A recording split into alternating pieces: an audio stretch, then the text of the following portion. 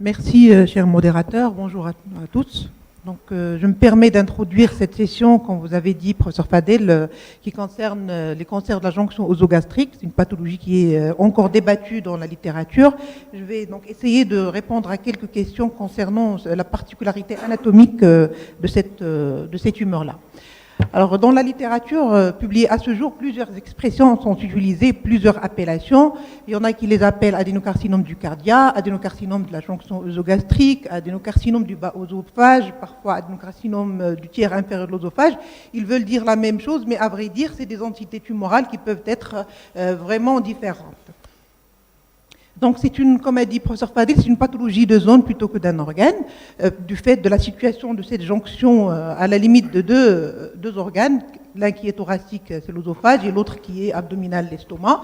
Donc de ce fait, les données concernant le cancer du cardia sont parfois biaisées par la difficulté de définition de cette zone-là.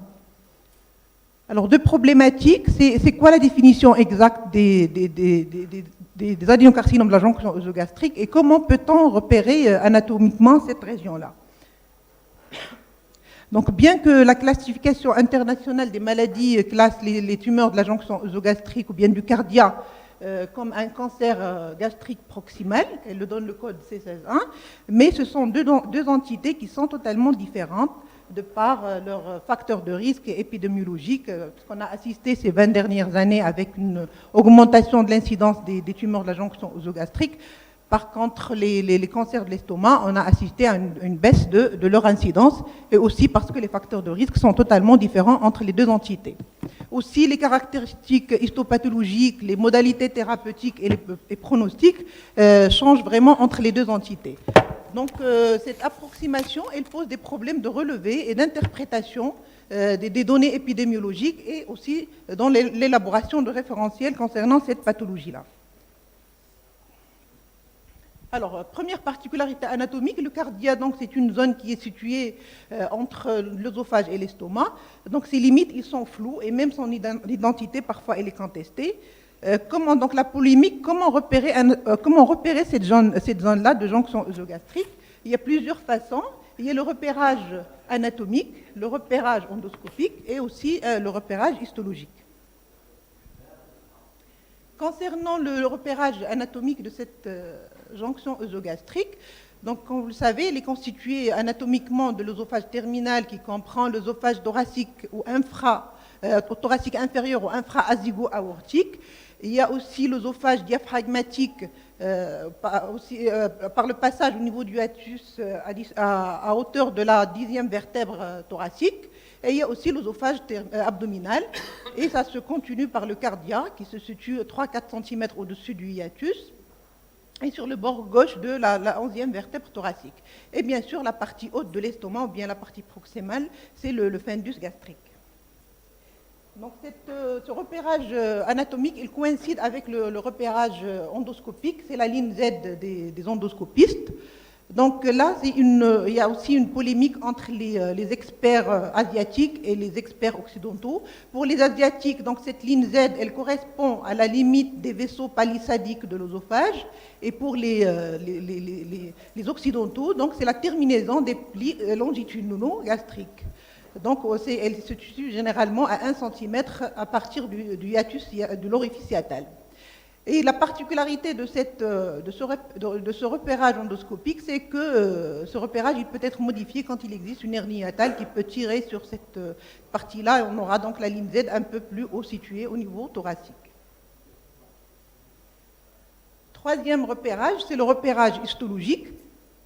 Donc c'est la transition entre l'épithélium pavimenteux stratifié de l'œsophage, comme vous voyez sur la partie étoile, donc cette partie-là, et il y a une transition brutale, et cet épithélium, il est changé et remplacé par un épithélium jonctionnel prismatique sans cellules pariétales. C'est à ce niveau-là que se situe donc la jonction œsogastrique histologiquement, et par la suite, c'est le reste de l'épithélium totalement glandulaire de l'estomac.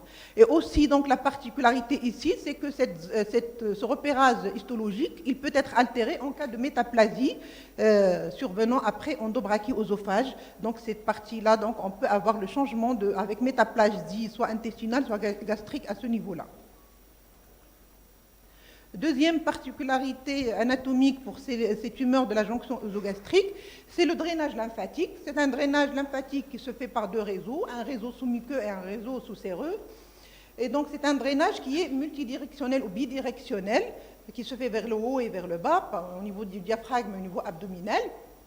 Et deuxième particularité, c'est que ce réseau lymphatique sous-muqueux, il peut y avoir donc il n'y a pas de continuité parfois, et on peut avoir des sauts de puce avec des skips métastases qui se sont situés parfois jusqu'à 6 à 12 cm à partir du cardia.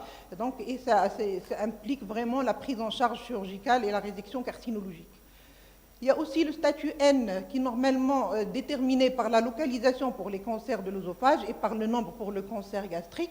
Et prenons par exemple une adénopathie cœliaque, elle est classée comme M1 pour l'œsophage, mais comme M0 pour l'estomac. Voilà, donc il y a la classification du Siewert qui a essayé de répondre un petit peu à ce problème-là. Elle a été faite en 1987 par Siewert. C'est une classification qui est topographique.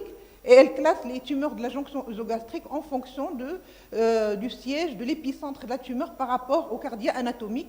Donc elle donne trois types à ces tumeurs-là. Il y a les adénocarcinomes situés entre 1 cm et 5 cm du cardia anatomique. Et ce sont les adénocarcinomes du bas œsophage, généralement, qui surviennent sur endobrachioœsophage. Il y a le type 2 de Siewert, c'est les tumeurs situées entre 1 et 2 cm de part et d'autre du cardia anatomique, et ce sont les adénocarcinomes vrais du cardia. Et il y a le troisième type qui est situé entre 2 et 5 cm au-dessous du cardia anatomique, et ce sont les adénocarcinomes sous-cardiales ou parfois même cardiaques supérieurs. Donc en théorie, c'est une classification qui est simple, facile à retenir, mais qui n'est pas satisfaisante. Elle est encore ambiguë. Et il y a plusieurs inconvénients. Donc parmi ces inconvénients, c'est qu'elle est purement endoscopique.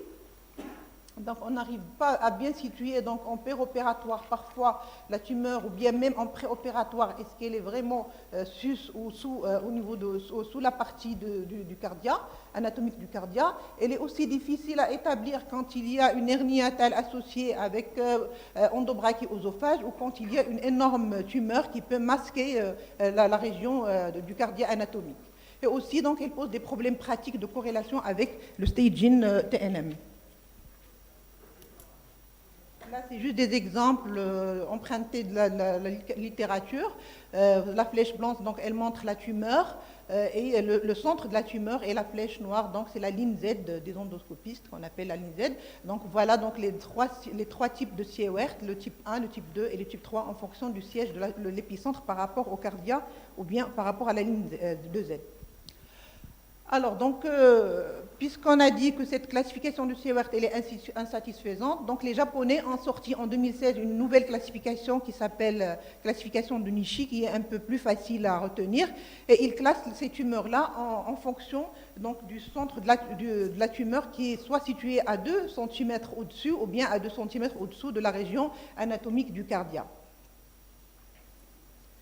Aussi, il y a d'autres techniques qui ont essayé d'éclaircir un petit peu ce problème, de clarifier ce débat. Et il y a les améliorations des techniques d'endoscopie avec les colorations virtuelles et les techniques chromo-endoscopiques afin de méconnaître les courts segments d'endobrachioœsophage. Je rappelle juste là la classification de Prague pour les endobrachioœsophages.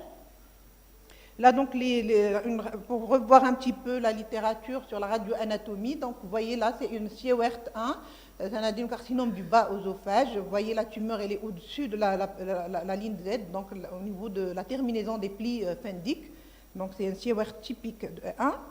Ici, c'est un Siewert 2, c'est un adénocarcinome du cardia. Voilà, un adénocarcinome vrai du cardia. Donc, la tumeur, elle est située de part et d'autre de la région anatomique du cardia. Et là, c'est le Siewert 3. Donc, vous voyez la confrontation entre le scanner et le TOGD. Vous voyez, c'est des tumeurs qui sont situées à la partie proximale de l'estomac. Le problème ici se pose surtout pour les Siewert 2 avec hernie hiatale. Et comme vous voyez, à première vue, on peut confondre cette tumeur et dire que c'est un Siewert type 1 alors que c'est un Siewert type 2 parce qu'il y a une hernie hiatale qui tire un petit peu sur la partie haute sur la ligne Z de l'estomac. Donc, au total, Il s'agit non pas d'un, mais de plusieurs cancers de la jonction œsogastrique, parce que l'extension pariétale, déjà, elle est différente. Comme vous le savez, la jonction œsogastrique, elle est partiellement péritonisée par différence à l'estomac. Et il y a la dissémination lymphatique et la classification de TNM qui sont d'interprétation totalement différentes. Et de ce fait, donc, les voies d'abord, les approches chirurgicales et les curages ganglionnaires, ils sont totalement différents en fonction des 3 types de Siewert. Donc ces arguments-là, ils plaident en faveur de l'autonomisation de ces cancers de la jonction œsogastrique en une entité particulière, en tenant compte des 3 types de Siewert pour essayer de faire sortir un référentiel thérapeutique pour ces tumeurs-là. Donc, en concluant, donc, on peut retenir qu'il y a 2 entités anatomocliniques pour les adénocarcinomes de la jonction œsogastrique. Il y a les tumeurs de localisation plutôt œsophagienne et les tumeurs de localisation plutôt gastrique. Et donc, ce qui implique la prise en charge thérapeutique de ces tumeurs-là en empruntant soit au principe de la prise en charge des cancers de l'œsophage ou bien ceux de l'estomac. Je vous remercie.